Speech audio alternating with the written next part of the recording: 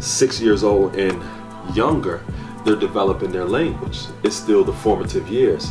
So that's also what you call the pre-verbal years, meaning what they're learning is based upon the impressions that they receive around them. You understand what I'm saying? And they don't have the language yet to actually articulate the phenomena or the experiences that they have. You have to give them the language and teach them how to articulate what it is that they are seeing. You know what I mean? And that's the importance of our language, you know, because our language puts us in a position of a strength-based approach in terms of how we see ourselves. You know, sometimes people they talk about various different principles that we promote or that we advocate, you know, and the white man is a devil is not a primary principle that we advocate. It's one of the principles, but it's not primary, because when you look at our language, you look at the mathematics and the alphabet, there is no devil in there at all.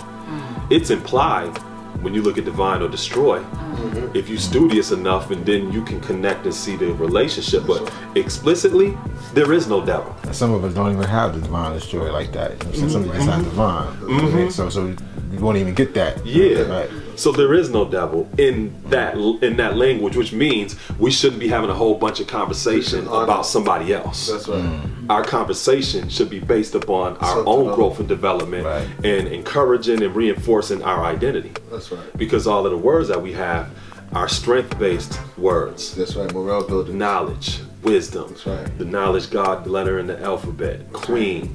You know, these are higher aspects of who we are. And it's not to dismiss when we... The highest words in the English language. That's a function of our language, right? It's to empower us. Right. When they were developing this, he didn't choose some dumbed down, low-grade words. You know what I mean? Those are all words that resonated high out of the English language. You know what I'm saying? Exactly.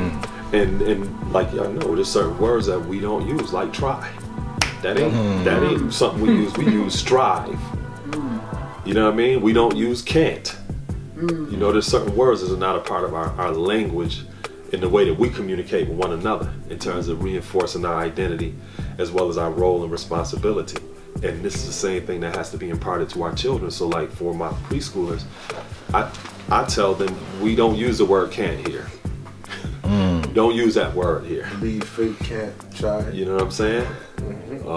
There's other things that I encourage them to do and not to do when they're in the space that I'm able to be with them for that amount of time throughout the day.